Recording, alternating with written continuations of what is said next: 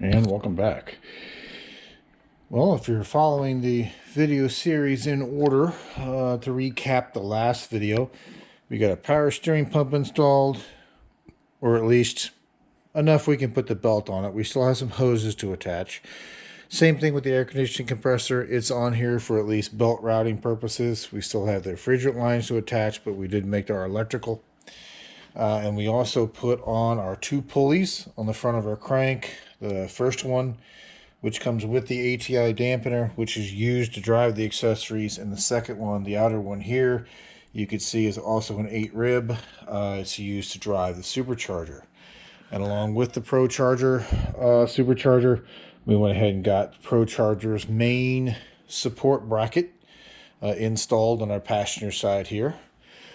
So in the last video, we spoke about going ahead and replacing these coolant lines since we're starting to lose access to it. And I'll get you some light. Be a little easier to see this. You can see down in here let me get you tilted so I can get you down in here. You can see our coolant pipe in there, both of them. With the one right here. I'm touching with the flashlight. I got you too low. There we go. It's one of our coolant pipes for our heater core, and the other one's right above it. This one gets kind of close to this bracket, so since we're starting to lose access to this, and before we go to put more items onto this bracket and kind of make that inconvenient to get to, I figured we'd go ahead and pull the heater core hoses off and get them replaced. So just in the process back here, and this is probably something I should have done before we put the motor in, because you can see the kind of access that you have in here with the intake and everything installed. It's still doable, but the plan is that I'm going to run some distilled water through this heater core just to flush it of any old, or flush enough that or at least enough that we can get of any old coolant that might still be inside the heater core.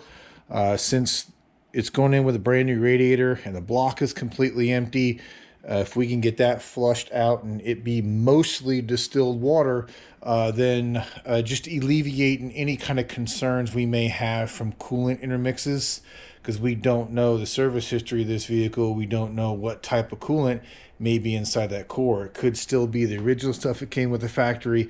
It could be some kind of replacement, who knows at this point. This engine, when we got it and tore it apart before taking it to the machine shop, had brand new lifters in it. So someone's at least gone that far into it. So I guess what I'm saying is, if they didn't use a universal coolant and then we come behind it, we plan on putting in the Mopar 5-year coolant. We just don't want an interaction between coolants that can lead to a lot of sludge and everything within the motor. So we've got both our clamps loose. We're going to cut off and remove the top hose.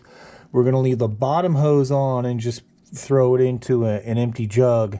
And then we've got just about a half gallon of distilled water that we're going to throw through it. And we're just going to inject it into the heater core using a nice clean. We just clean this out with a bunch of brake clean, let it dry thoroughly with just one of these standard syringes.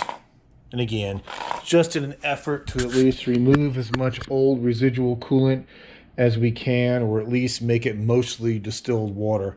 Again, just trying to look forward to hopefully eliminate any future potential issues.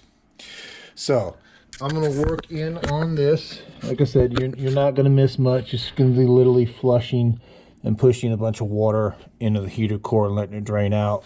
Once that's done, I'll bring you back and I'll show you how I usually like to install these, because getting those fittings onto a heater core can be a little bit not a little bit difficult, but the heater core has a tendency of having a little bit of flex on it and kind of wanting to push back on you. To eliminate that, I'll show you what I usually put, like a little bit of a particular substance around the inside of the pipes, and it helps you out. But I'll show you that when I bring you back. One moment. And welcome back. Just kind of got you in the floor right here so I can show you this before I change your vantage point. We go to install this. I want to show you your part number there. That's the hose assembly we're using for the heater core. And I commented this on yesterday's video, and I have in my other build series in the past, is that, yeah, you pay a bit more to get a Mopar OEM hose assembly like this one, but in this case you are getting a more for your money, so to speak, is that you get any type of clamp or fixture that you need normally will come with the hose. So you can see that we've got 2 new replacement clamps that clip onto the valve cover.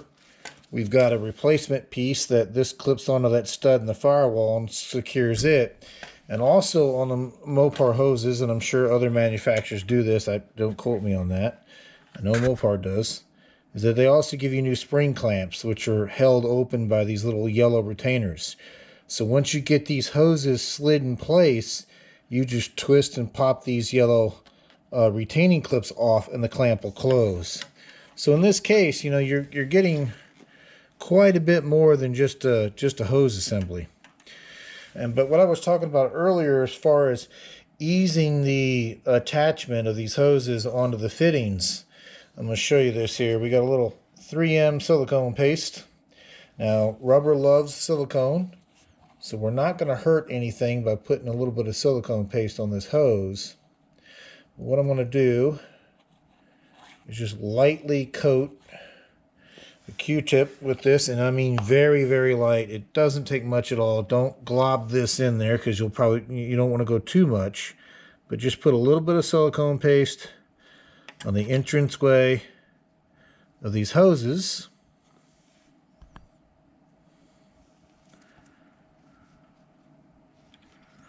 And then this should press in place nice and easy now, and at least significantly reduce the amount of force we need to push the fittings in place, to push the hoses on the fittings, and then we can pop the clamps off. Like I said, you don't need much, you don't want a lot on there, but just like a little skim type coat would be more than enough. So let me get you repositioned and I'll bring you back. One moment. And welcome back. So I got you propped up on the fuel rail here. Just getting these pipes into position. And as long as I don't bump you, I think this will work. So these hoses, the way they're molded, they kind of line themselves up as far as which one's bottom and which one's top. So this one looks to be our bottom one. And usually the only fight you have is just getting them over this ridge and this nipple. But once we do that, normally because of the silicone, you can see we can just push them right into place. And if you had to take them off again and reposition them before you drop that clamp, you could easily slide them off again. Now, new hoses will generally go on a bit easier than taking old ones off, but like I said, this reduces the amount of force you need by quite a bit. Yeah, it looks like that top one. Let me see if I can pick you up a little bit. There we go. So same thing, once we get that top one over the ridge, you can see we can push it right into position and we're good. And we've got our clamp over here, which we're actually going to wait on that. We're going to wait on just pushing that clamp down here into position until we get our number 8 coil pack in for replacement, because it's like I said, it's easier to get that coil pack in with having some movement into that hose. So that's our top hose. Yep, there we go. And our top hose runs down, runs over here, and we'll line up right there. Okay, perfect. So now what we can do, now that we've got these seated, we can just pull these yellow clips off, and those clamps will kind of slap closed. And then sometimes this is actually the more difficult part, is just getting these yellow clamps on there, because they're on there with a little bit of force.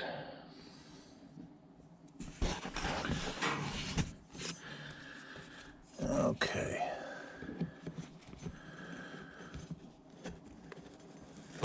There we go. There's one.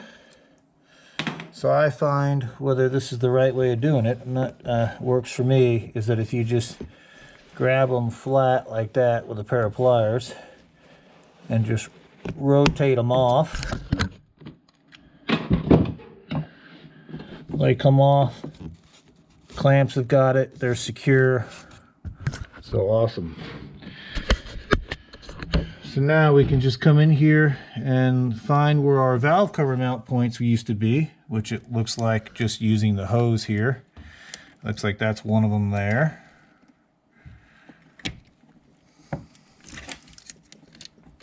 There we go. Looks like our second one's down here towards the end of our valve cover. There we go. Awesome. So the only one we got left is the one back there, and like I said, we'll leave that one off just so we can get some slack in our hoses for a little bit. And then we've got left is the two that run up here. And the way these hoses came out and the way they line up, at least on this one they did, once I get them untangled from each other. Sorry for the view. I gotta untangle these clips. There we go. That one's gonna go down there. Well, yep, that one's gonna go down there. This one's gonna come up here. Got it. Okay. So what it looked like it was doing before is it looks like the top hose coming out of the heater core goes into the top fitting here, and the bottom hose goes into the bottom fitting.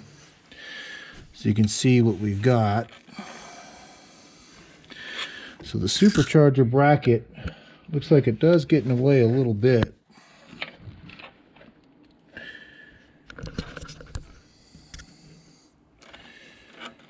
Yeah, well, what I want to do is get access to that yellow clip, which, let me get this hose on here.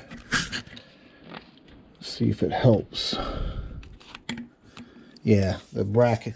That's what I was afraid of, was that this bottom piece was gonna end up being right where the hose clamp was gonna end up being. And these hose clamps are kind of, they're physically secured to the end of the hose. Let's see if I can get you in there to see that. So you can see that down here where that clamp is at. Interesting. Okay, so we may have to see if we can loosen up this fitting and possibly this lower fitting on this supercharger, and then get our hose into position. Yeah, because if we can loosen this up and just push this up ever so slightly, we can get this to clear. So let me look at this. Let me look and see what we can do with this as far as getting this clearance back, and I'll bring you back. One moment. And welcome back. So just want to show you what I'm looking at here. I just temporarily removed this bolt here. That's a support for that tube coming out of the thermostat housing that goes in the upper radiator hose. And it gives you just enough leadway. You can kind of push up on this ever so slightly now. I think that's going to be enough for us to get our hose in there and get our clamp fixed, and then put our bolt back in. And what it looks like is probably going to end up happening is that metal clamp is probably going to rest right on that support going across that we put in yesterday. I mean, which isn't horrible. We'll have to keep an eyeball on it. I don't think it'll be an issue because I haven't seen anybody else mention it. If we have to, we could potentially take this tube out of this water pump and maybe just ever so gingerly give it a tweak and slightly bend it up, just making sure that we don't kink it, and that would give us a little bit extra clearance. But this is what I'm going to do. I'm going to push up on this slightly now that we've got our bolt removed. It gives us a little bit of extra give. I'm going to get the hose on there, and I'm going to see what that looks like. So let me go ahead and take care of this, and I'll bring you right back. One moment. And welcome back. Hopefully you can see that in there. We were able to get it seated. We just have to remove the yellow tab to engage the clamp. So we ended up taking this bolt out just to be able to push this arm up and give us a little bit of wiggle room. And now we can get that clamp out. And once we get the clamp out, it'll give us a little bit more clearance against this bottom bar. And as we tighten this up, I'm just going to give it a little bit of ginger upward pressure just to help kind of keep some of the gap in there. Like I said, it's a I don't think it'll cause an issue because, again, this bracket's not going to move. Yeah, there's going to be vibration in this bracket, but this is fixed. This is fixed to the same object that this is fixed to, so they're not really necessarily going to move independent of each other. And this brace will actually maybe help support the bottom of this hose. But if it does become a problem, what we could potentially do in the future is just take that bolt out again and just kind of bend this tube ever so slightly and just kind of pick it up a little bit just to give us a little bit more clearance if we think we need it. But I think we're going to be good for now. Like I said, I'm going to pick up on this, pop that clamp out, and pick up on it again and put that bolt, that securing bolt, back in for this arm. So I'm going to take care of that and bring you back. One moment. And welcome back. So we got our other hose clamped in at this point. Now, also, while we had this bolt out and we had some free play in the hose, we were able to twist it to get this clamp on this hose. Actually, better to see it from here. The back side of this clamp from hitting up against this bracket, and also allowing that, it also allows the clamp to fully spring out. So again, if you're dealing with the factory ones and these clamps are fixed in place, and on the newer OEM hoses they generally will be, you may have a little bit of a fight on your hands to get that to go through. It will go through, but I could see where possibly having a screw clamp on there, because a screw clamp may not be as thick as the spring clamps, might give you a little bit extra clearance. But either way, it's in there, it's done, it's assembled. Just the one hold down, which we're waiting on. And let's see what we can tackle out here next. So I'm looking for any items that we can do that's helpful, since we have the front of the truck still disassembled, that we can kind of step in like this and easily reach. And I think one of the outstanding items we can take care of goes to this plug right here next. And that'll be for our MAP sensor, which fits right back here in a little pocket of our intake. But remember, we can't use the factory one, not a factory one for 1500, because it won't read boost pressure.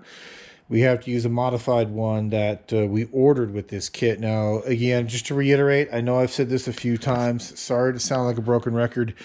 If you're getting the tuning kit, this particular kit didn't come with that MAP sensor. We had to order it in addition. If you ordered the stock kit, the non-tuning kit, in other words, you're putting this supercharger on a completely stock vehicle, then that kit will come with everything you need.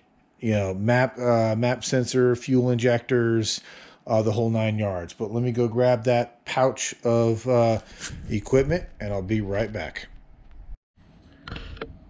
And welcome back. Got you zoomed in a little bit, and this is the kit I'm referring to. See the part number 3DH MA-001 09-10 Dodge Ram. Never mind, it says 09-10. This is also the same MAP sensor that was sent for my sent with my 2016 kit for the 2500.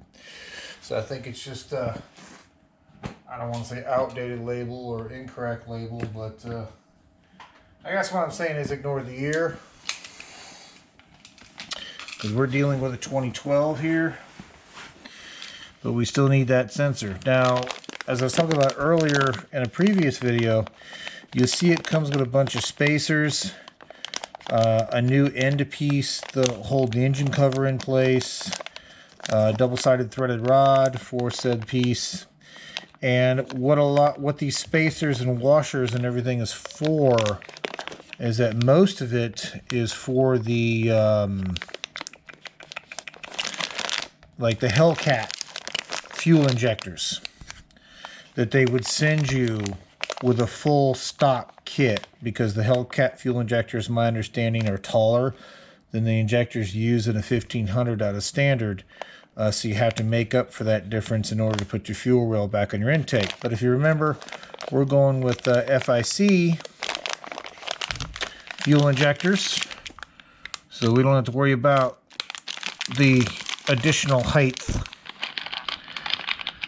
So a lot of this hardware that's in this bag we're not going to use. We're going to need the 2 Allen screws out of this hardware bag.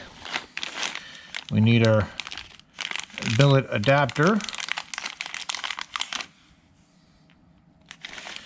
And then of course we need our new MAP sensor. Now this will come up in their equipment as a modified MAP sensor, and by modified, and they may have done away with it by now.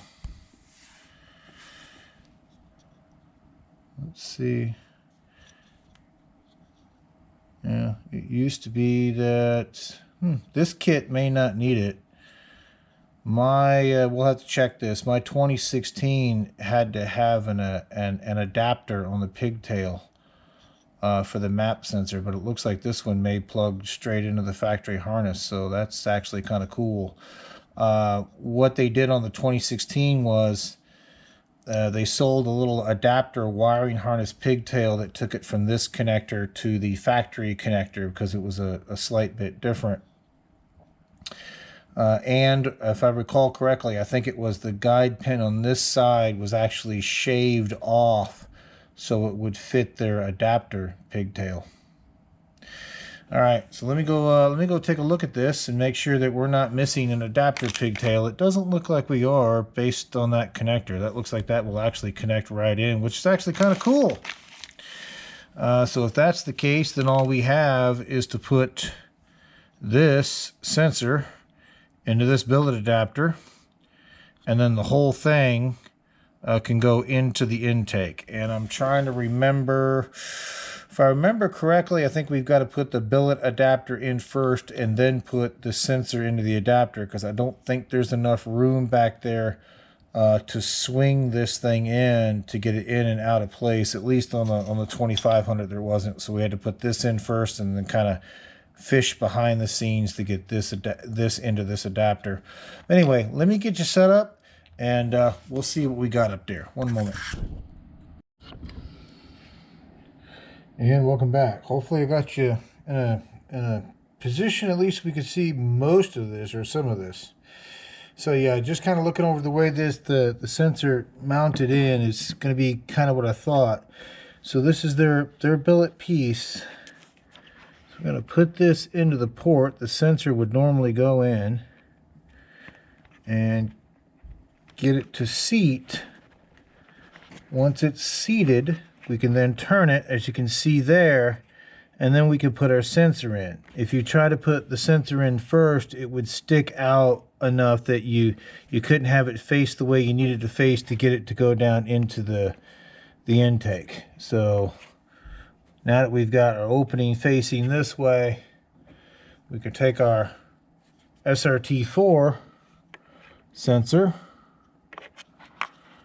Let's see, what would be the best? Is that going to hit plastic? Yeah, I think the best way to do it is going to be that way with the flat part of the sensor. So kind of facing this way and then to their adapter.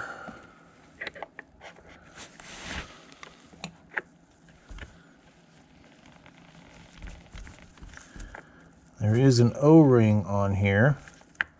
I'm going to lubricate that O-ring a little bit because it's going in kind of rough and I don't want it to roll. I said just a hair amount. I'm just going to put a little bit of silicone on this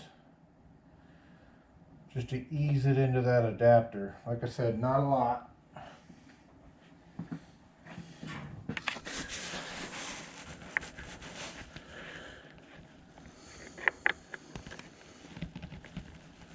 There we go. That's better. So now we're into our adapter. Now we can take our 2 fastening screws, which I think that ended up being a 4. Yeah, 4 and a metric set of Allens.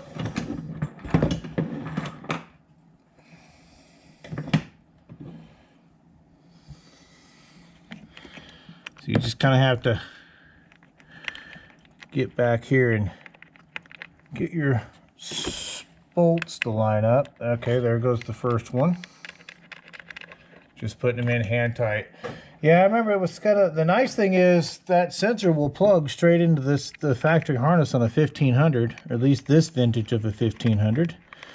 I know in my 2600 when we did, I'm sorry, 2500 when we did that one, like I said, it required that adapter pigtail to plug into the factory harness. Okay, let's see.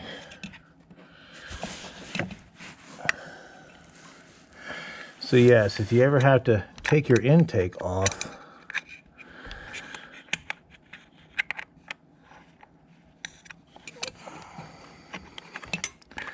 you can see that what you'll have to do is potentially remove this sensor from this adapter plate in order to get the adapter off and out, so you can take your intake off. Otherwise, you're not going to have the clearance once you undo your intake bolts to get your clearance out. Get your intake off the top of your motor. Just trying to get the Allen to line up. It's bottom one's almost tight. I just want to put a little bit more torque on it.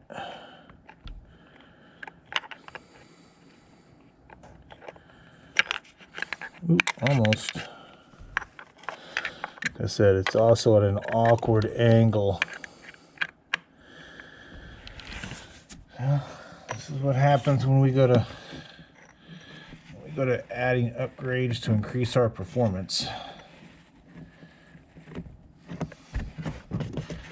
Sometimes you just got to work around it.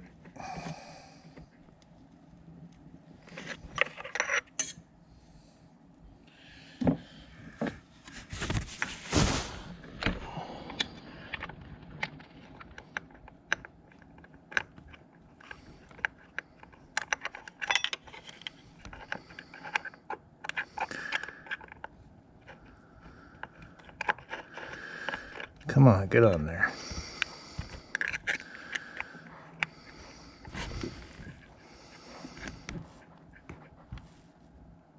Yeah, it doesn't take much to get them tight.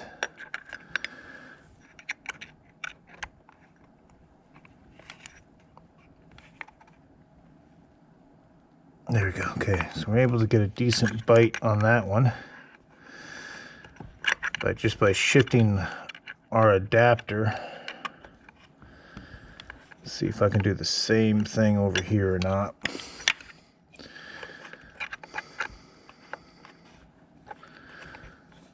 There we go. All right, perfect. Okay, so that should be more than enough snug. And then we can take our cable, factory harness cable, plug it into our SRT-4 sensor. Well, I'm gonna have to get some, yeah, may have to get some WD-40 in that one. This one's kind of suffering the fate that, oh, there it goes. Okay, we got it. Now she clicked. You get that light out of your face. So awesome. So that is our SRT-4 MAP sensor integrated into our 1500 Ram. Okay, I think what we can potentially do next is, I've been kind of giving this some thought we talked about yesterday, and I think what I'm going to do is just remove that for the time being. I know I wanted to keep it, but we'll remove it to get it out of our way so we can get the head unit for the supercharger and everything in. And then if we look at it and it looks like that we've got the room that we need, then we'll go ahead and add it in. Or put it back in, I should say. So what we'll do next is we'll get this out of here. I'll go get the money, so to speak, the prize, another way of saying it, the actual supercharger itself. And then we're going to look into installing this oil remote or drain, or let's see, SC oil drain line field upgrade kit, as they put it, or remote oil drain line. We'll get that installed, and then we'll see about getting our head unit dropped onto our bracket. So let me go ahead and get that piece out, and I'll bring you back. One moment. And welcome back.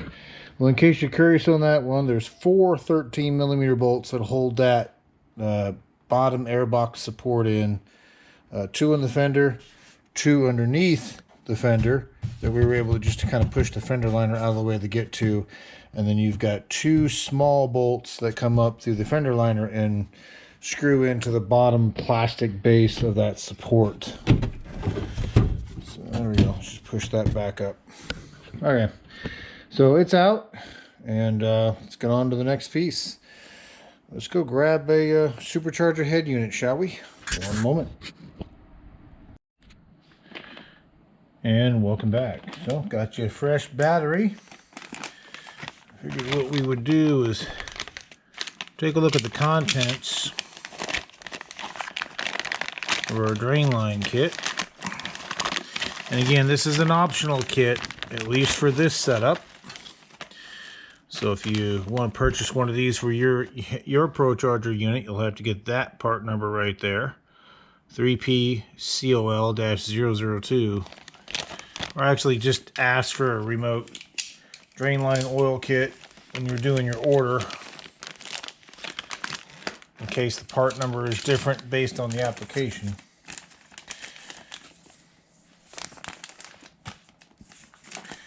So, just looking at the packing slip here. Drain plug, okay. So that looks to be our drain plug. We've got washers. Some rather thick washers in the kit. So I'm just going to look over the drain line installation instructions. Optional. Yes, it is. So this is what we've got. Just reading over this. If you choose not to use the oil drain line, simply ensure the cap on the hose fitting mounted on the supercharger is tight. We'll look at that here in a moment. There are 3 drain plug locations. The hose fitting with cap is installed at the factory in one of them. Alrighty. To verify a hose fitting with cap is installed in the lowest drain plug location with respect to the installed supercharger position. Note the orientation of the Procharger logo on the front of the supercharger. The lettering will be horizontal when mounted.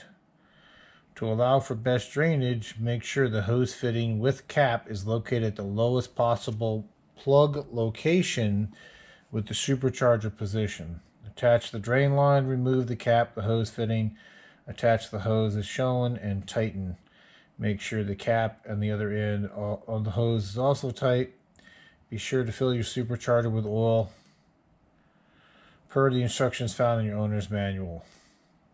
Okay, and then there's a big warning in here about mounting that remote drain line away from belts, pulleys, and anything that may interact with it and cause it to have a bad day. So it's a nice stainless steel braided line. And again, I like to use these remote oil drain kits because it makes it where instead of accessing the drain bolt at the bottom of the supercharger, you can now access this bolt, and this gives you a couple of good extra feet that you can route this drain anywhere you like. Obviously, you want to make sure that you're pointed as down as possible for drainage, but it means you don't have to crawl up and reach around and get access to the bottom of the supercharger every time you need to change the oil. Looks like we've got a... It looks like that's another cap. Cap, washers, and a drain. It looks like a block. Okay. Not quite sure. I don't know if these are extra pieces. Usually all I ever use out of this kit is just this line here, because it's got a plug at the end. So it looks like maybe this is looks like a plug for the supercharger. Okay, so yeah, if you don't use the one that's already plugged into the supercharger by default, and we'll look at that, and if we can't use the one they've already installed as being the lowest point, we'll have to remove another plug in a different spot and potentially replace it. Or that's just that could just be a spare for, well, that might just never strike that. That might just be a spare for the supercharger. In case you ever have to remove this oil drain line kit and you lose that original bolt. Interesting. Not sure. Let's see what the packing slip says. So that's a 24-inch line. Got it. Instructions. So this is a magnetic drain plug inside this pouch. And wire ties. Okay, so it looks like we've got a magnetic drain plug in the pouch. Interesting. Okay. I wonder if the one that comes with it is also magnetic. I'll have to try that out. I don't think that one will work in there. Oh well, we'll have to look at it. I've rambled on long enough. Let's see, let's get this out of the way.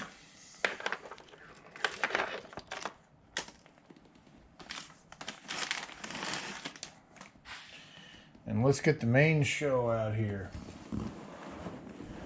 Basically the money in the kit, so to speak. And yes, I'm going to leave that cardboard spacer on the other end of that just so it's not sitting on the floor. There we go.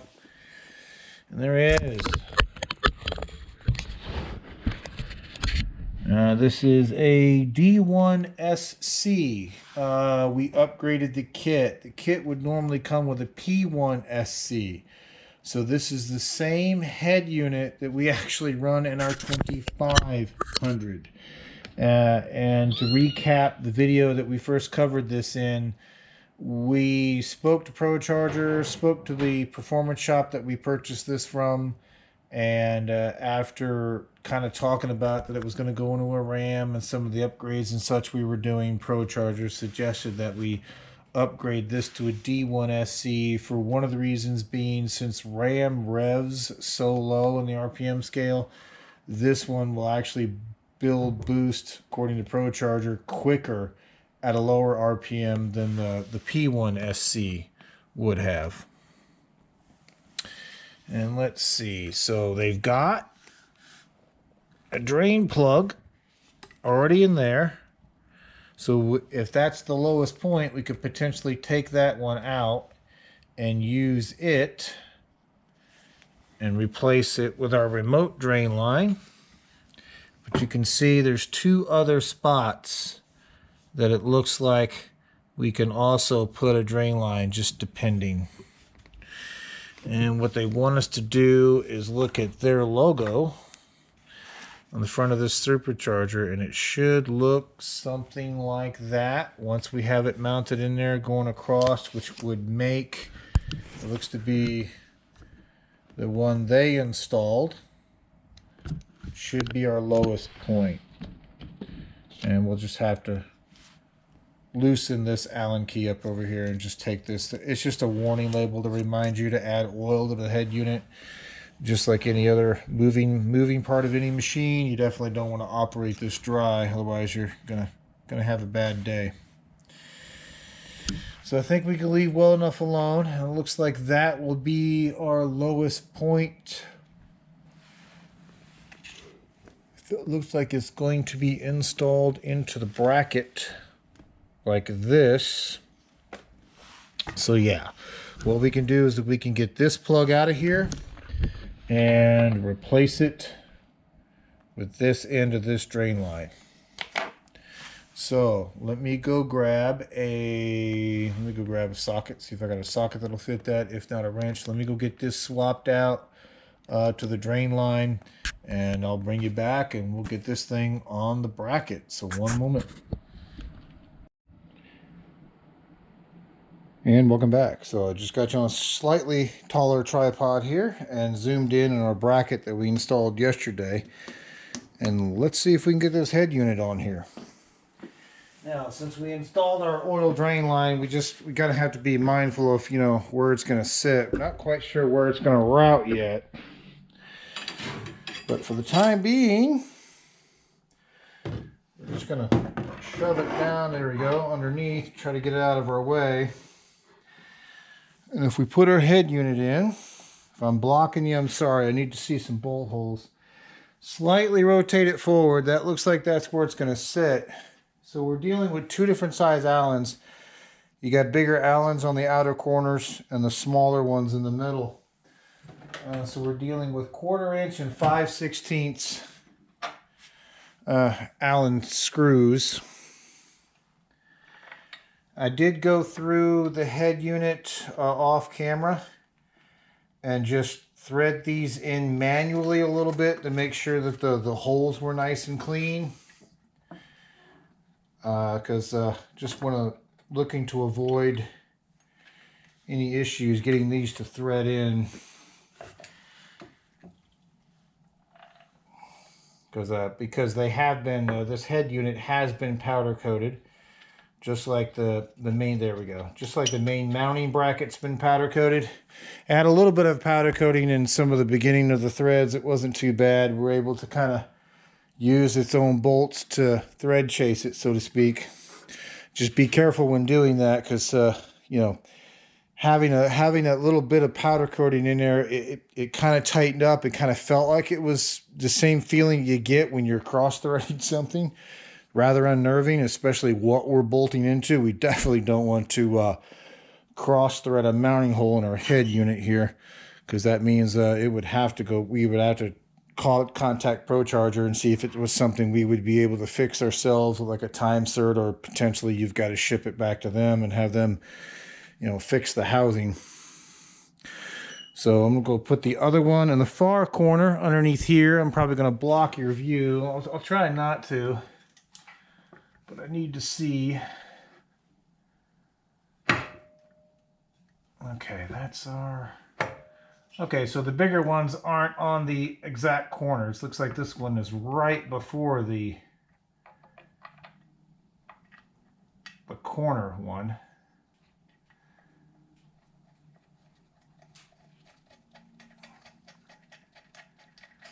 Okay. Let me get you off the tripod and I'll show you what I'm dealing with under here. So these are your larger Allens. One at the very beginning here. Skip 2, one here, and then you're going to have a smaller one up there in the corner. I originally thought they were on the very ends, but they're not. But they are across from each other.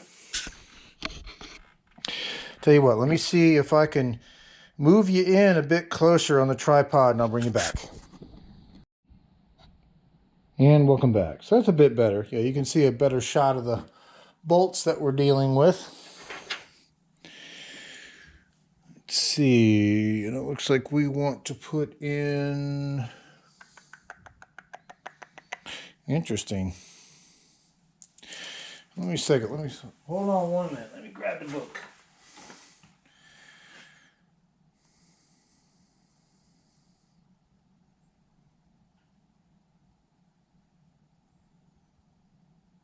Ah, okay. Wish I would have saw that yesterday. I wouldn't have put it back in. Let alone Loctited it. I don't know if you'll see this in a minute, but this pulley is blocking one of our mounting screws.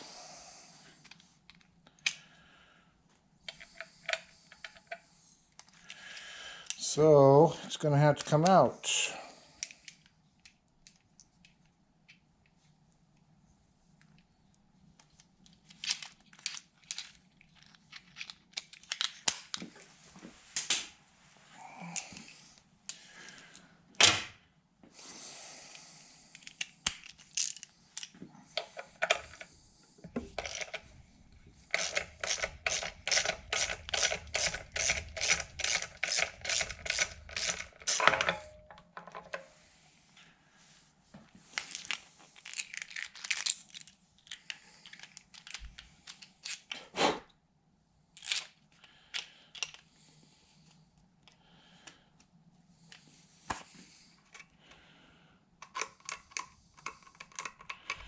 It's just the old Loctite from yesterday. We'll just have to make sure that we get that cleaned up before we put that idler back in there.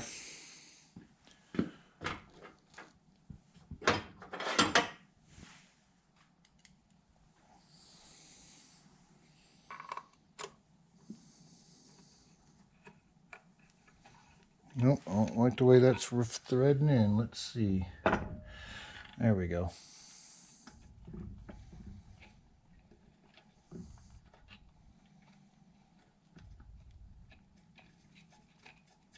Okay, that one's started.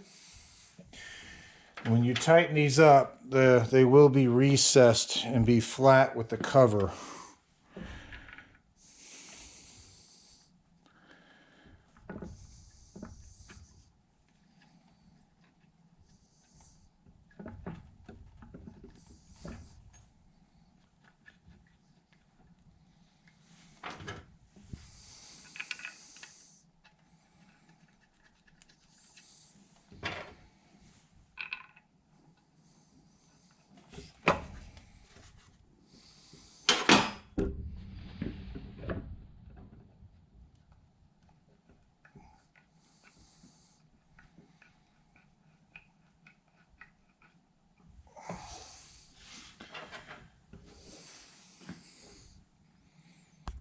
Okay, one more.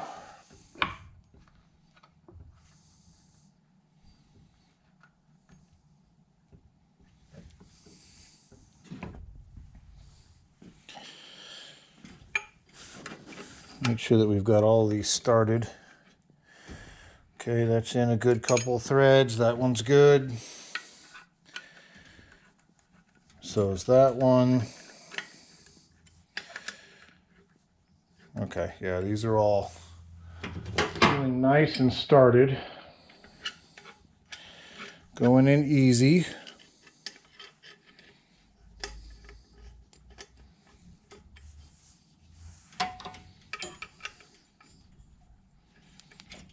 Okay, so I'm going to continue to work on this to get these tightened down, just so you're not watching me tighten down bolts for the next X number of minutes.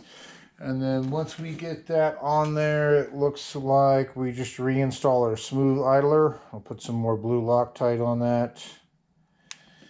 And then we should be good. We can't, next step would be to install our dry belt, which we can't do yet because we need to put our accessory belt on first, which, if you remember, if you're watching the video, the previous video to this, we had to order a different one because I ordered the wrong size for the accessories.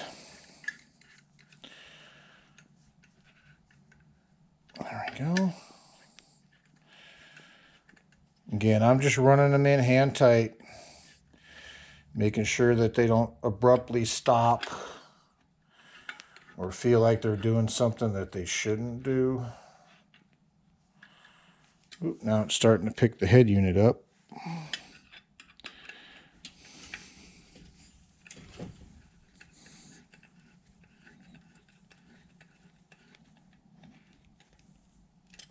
So 1, 2, 3, 4, 5, 6, 7. So 7 fasteners total, at least in this particular configuration.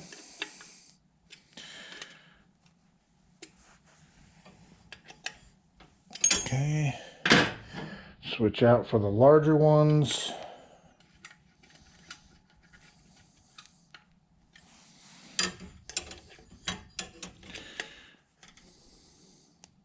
Okay, so all that remains now is getting those tight, getting them nice and snug, and then put our idler back on. So let me go ahead and take care of that, and I'll bring it right back. And welcome back. So we got all our supercharger head bolts tight. We got our idler, smooth idler pulley reinstalled and re-Loctited. And I'm just looking at our drain line here and kind of seeing what we can do with it. And I think what I might do, and we'll know more once we get the radiator and everything in, how much clearance we have over here. I'm thinking I might just kind of find a way to fix it to the frame, zip tie, something along that nature. Because you can see it comes down right about there. So we got easy access to our drain bolt. We got a nice, downward gravity feed from where it's at. Matter of fact, we could even make it one better. Rather than do that to have the S in it, we could potentially do it on the other side of the frame rail. That way we don't even have the S bend in it. Still attach it to that side, which would still make it easy accessible for draining. And it keeps it away from, and looks like we'll have clearance, but you can see the drain line here. Let me get you a light.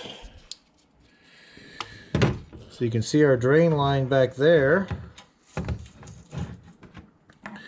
And you can see our one radiator hose. Now there's about a finger's width gap between the two, but if we kind of just kick it out this way, like I said, come this way and zip it to the frame rail, that'll help keep it away from the hose.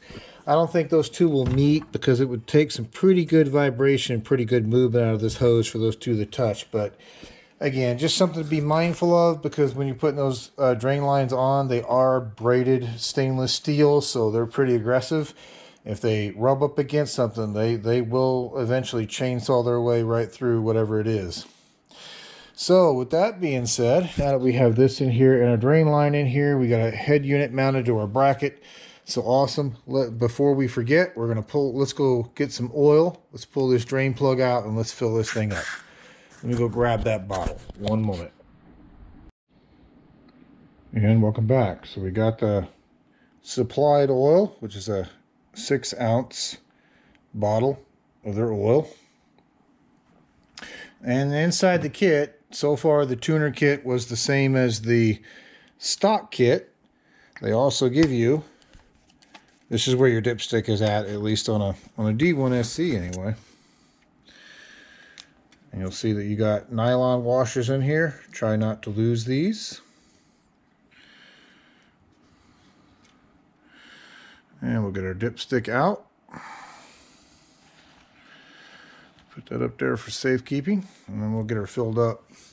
But as I was saying, the tuner kit was the same as the non-tuner kit. You get one bottle separately that you can use to fill the unit with, and then they give you another 3-pack inside the same box. So you've got enough for the initial fill plus, 3 more changes before you got to order more.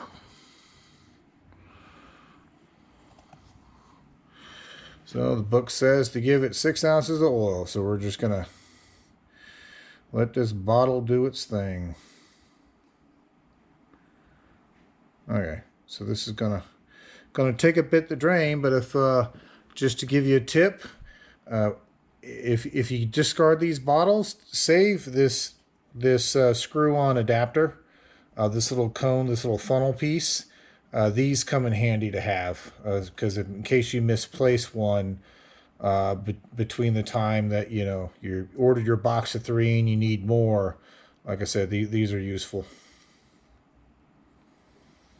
There we go, slowly but surely. So we're going to let this fill, and then I'll bring you right back in a moment. And welcome back. So as you can see, the requested 6 ounces of oil down the hatch, and we've got our dipstick reinserted. These just screw in, just no more than hand tight. You don't want to strip these out or wear the threads out. This is where I do the fill. As far as the refill of the unit, I know in the past that I've seen videos from others saying that you're not supposed to fill it through that port, and Procharger doesn't say anything in their manual about not being able to use that port. I do it. I've done it for the other D1 SC we have in our 2500 for the last couple of years now, and it's been fine. Now going forward, I'll obviously use that dipstick to check the oil level after this initial fill here. But considering we're dry, we were empty, and the only oil in there looked to be just the assembly oil / testing oil, then it asks for 6 ounces. It's got 6 ounces. We should be good to go. So at this point, obviously, we've got our bracket in place. We've got our head unit in place. We've got our remote drain line oil attached at this point. We went ahead and flushed out our heater core and put in our heater core hoses. So those are now set. We can't do anything further with the accessories until the belt that we ordered arrived, which means we can't put the supercharger belt on either until that accessory belt can be put on first. So at this point, I am out of things that we can do. Even the air conditioning lines and the power steering line. I don't want to put the power steering lines on because the cooler mounts to the front radiator support. And if we put the air conditioning lines in, we'll be fighting with one of them, both of them kind of flip-flopping around until we have the radiator support in. So a lot of what we got left hinges on putting the front of the truck, the radiator support, radiator condenser, all that back into place. And before we can do that, again, we're just waiting on that serpentine belt for the accessories to arrive. So I think what we'll do at this point, we'll call this one, and when we come back, once we have that belt, we could look to start getting the rest of the items plugged in, get our front radiator support on, radiator condenser, and that will also give us the ability to start putting our coolant pipes on for our intercooler going out of the supercharger and into our intake, because some of those route through various openings on the front radiator support, so we need the radiator support in place for that as well. Okay, so I think this will be a bit of a short one in comparison to the videos we've done thus far, but to recap, we got the supercharger in place, drain line in place. We went ahead and flushed out our heater core, put our heater core hoses in, and we also put our SRT MAP sensor into the back as well. And we also filled and lubricated our head unit. And in case you're wondering, yes, this is a self-contained lubrication system. So it's not going to pump out anywhere. There's no filter to manage on this one. You're just going to drain it when it's time to drain it, fill it back up with fresh oil. What I'm going to do on this one is, as I did with the other one, in case you're curious, I'm going to treat this with a 500-mile break-in, just like we're going to treat this with a 500-mile break-in. So at the 500-mile break-in, we'll do the oil change on the engine. We'll also do the oil change on the head unit. Provided everything's good at that point, we'll switch over to an every 3-month or 3,000 interval going forward. And every time the motor oil gets changed, so will the head unit. That's how I keep them. I keep them in sync with each other, so that way if I know one's done, then the other one is done. And just to reiterate, you get the one bottle that's in a package by itself, but also to show you inside the box here, you also get a box of 3, a 3-pack to do additional oils. And on that 3-pack is usually they'll tape in another O-ring and another nylon washer for that dipstick in case you miss it. So we got the cooling system, so the recovery bottle for the cooling system. We've got to switch over to this one, but again, it requires the rad support. We've got the filter. We're waiting for the coil to come in so we can get that done. And the rest of what's in this box is just the intercool piping and, of course, the intercooler itself, which is all going to need the front rad support to be in place. So, with that said, hopefully you found the information in this video useful. If you have not subbed, please consider doing so. If you have already, I thank you immensely. I believe this morning when I checked it, we were at like 1,998. So we were just 2 away this morning from reaching that 2,000 goal, and I thank each one of you immensely. So with that being said, when I bring you back for the next one, when we finally get this accessory built in, we'll be able to start building out the front of this vehicle and hopefully starting to button things up. Once all the mechanical stuff is done Then we'll be plugging into the brain, downloading the configuration, and getting that shot off to our tuner so he can make the necessary adjustments to account for the cam and the supercharger. So we're getting there. We're getting close. And with that, I do thank you. I'll bring you back for the next one. Thank you much. Bye.